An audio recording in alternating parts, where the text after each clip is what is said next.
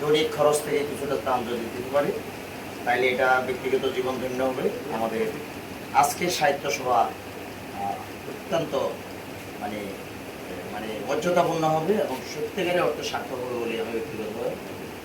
আমার অনেক বড় সাহেব মন্তব্য আমি এই জন্য তাদেরকে আমার একটু বলে দেন, কারণ আমার সময়ের কারণে সংক্ষিপ্ত করে, কারণ সাহেব মন্তব্য কারণ কথা শুনতেই হবে, পড়তে হবে।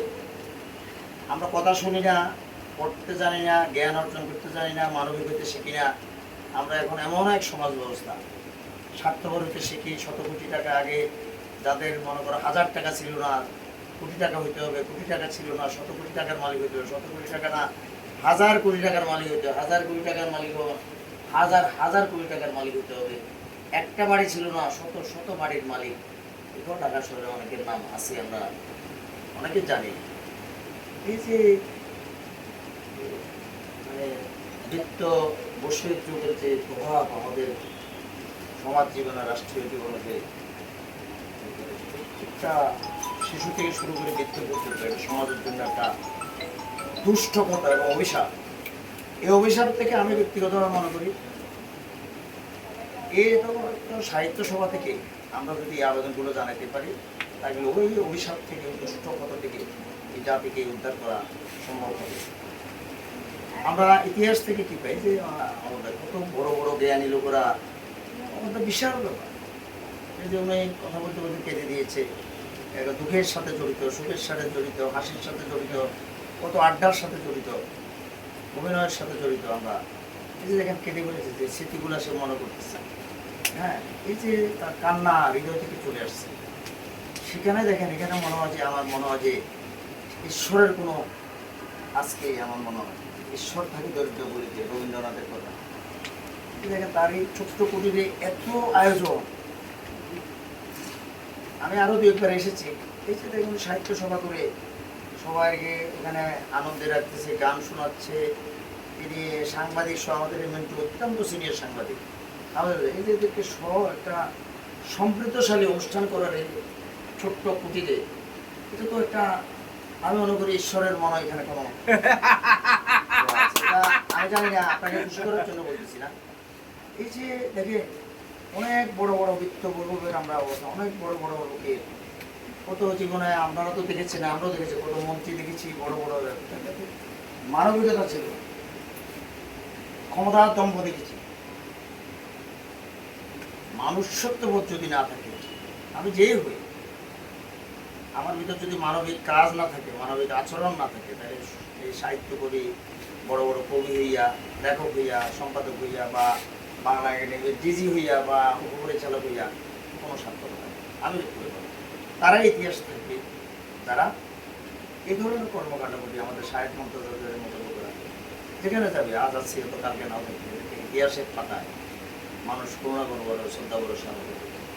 আরেকটি কথা দেখেন, রবীন্দ্রনাথ নজরুল, এই যে ব্রিটিশ বিরোধী আন্দোলনে, আমরা ইতিহাস এখন অনেক কথা বললাম, ব্রিটিশ বিরোধী আন্দোলনে রবীন্দ্রনাথের কবিতা, নজরুল কি কাজ করেছে। নজরুল তো, রবীন্দ্রনাথ তো ব্রিটিশ এই দেশ থেকে তাড়িত হবে, তিনি সম্ভবত 36 না 37 সালে তিনি তার এক লেখায় তা নিয়ে বলে গিয়েছিলেন। তারপরে ব্রিটিশ বিরোধী যাওয়ার আগে তো তিনি ব্রিটিশ সত্যিকারী রবীন্দ্রনাথের, নজরুলের কবিতা, যে লালনের ভূমিকা, আমাদের আরো বড় বড় সাহিত্যিকদের ভূমিকা, রাজনীতিবিদদের মাধ্যমে এই যে অপশাসনকে পরিবর্তন করেছে, সাহিত্যের ভূমিকা ছিল অনন্য এবং অসাধারণ। আজকে পৃথিবীতে একদিকে বিজ্ঞানের যুগ, এবং বিজ্ঞান দ্বারা, আধুনিক বিজ্ঞান মনস্ক প্রযুক্তি কারিগরি দ্বারা যদি পৃথিবী চলে পদার্থবিজ্ঞান দ্বারা, তারপরে সাহিত্যের প্রভাবের কারণে এবং সংস্কৃতিবান যে জাতি, যে দেশ সংস্কৃতি মেনটেন করে, সাহিত্যকে মেনটেন করে, সেই দেশ আজকে পৃথিবীর উন্নত শিখরে আজকে বিরাজমান করতেছে। আমরা ইতিহাস থেকে জানি, রাষ্ট্রবিজ্ঞানের দিকে জানি, দেখতে ভূখণ্ডের স্বাধীনতার সাথে সাথে, একটা রাজনৈতিক স্বাধীনতার সাথে সাথে, আমাদের অর্থনৈতিক মুক্তির সাথে সাথে, যদি জাতি সংস্কৃতিবান না হয় তাহলে সে জাতি কখনো উন্নতির চরশিখরে বুঝতে পারে না। আমরা কিন্তু বাংলা সাহিত্যের সেই জাতি কিন্তু একটা উচ্চ মানের, উচ্চ মার্গের বাংলা সাহিত্য। সেই সাহিত্য আমরা অত ধারণ বহন আমাদের জেনারেশন করতে পারেনি বলে আজকে বারবার রক্তপাতের মাধ্যমে ৭১ পরে আর কোনো রক্তদান রক্ত দেওয়ার রাস্তা ছিল না। আমাদের কাঙ্ক্ষিত যে স্বাধীনতার স্বপ্ন ছিল অন্ন বস্ত্র বাসস্থান শিক্ষা চিকিৎসা, তারপরে নাগরিক নিরাপত্তা এবং কর্মসংস্থান না হলে আপনি বেকার মাথা দিবেন। নাগরিক তো এখন দেখেন ১,০০০ কোটি টাকার মালিকেরা নাগরিক নিরাপত্তা রাষ্ট্র ১,০০০ কোটি টাকার মালিকেরা দেশ ছাড়ি দিচ্ছে। আমাদের বিভিন্নভাবে এক পেশে আপনার এখন দেখেন ধনী গরিব বেশিরভাগ যারা সুযোগ পাচ্ছে সমস্ত ইউরোপ কান্ট্রি থেকে তারা চলে যাচ্ছে। রিক্সাওয়ালার ছেলে, মজুরের ছেলে, গ্যাস ছেলে, পয়সাওয়ালার ছেলে, যারা মেধাবী অমেধাবী। কেন? আমাদের নাগরিক নিরাপত্তা নাই, আমাদের কর্মসংস্থানের নিশ্চয়তা নাই। এই যে বৈষম্য বিরোধী আন্দোলন, কোটা বিরোধী আন্দোলন, এটা ছিল কিন্তু চাকরি শেষে আমরা এরশাদ বিরোধী আন্দোলন স্লোগান দিয়েছি। চাকরি শেষে চাকরি চাই, পড়া মানে শিক্ষা শেষে চাকরি চাই, না হলে বেকার। সেটা কিন্তু ৩৫ বছর পরও তারপর কিন্তু কাঙ্ক্ষিত লক্ষ্য।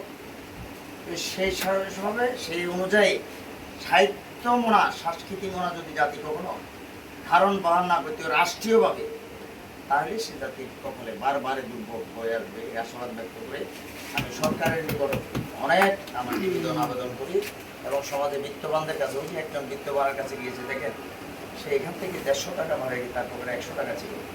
দেখেন তার অনেকের বৃত্ত আছে কিন্তু চিত্ত তাহা যদি না থাকে, এই যে তার গেছে বিরাট এক আশা নিয়ে, তাকে কত টাকা দিয়ে বড় কথা, নিশ্চয় তার থেকে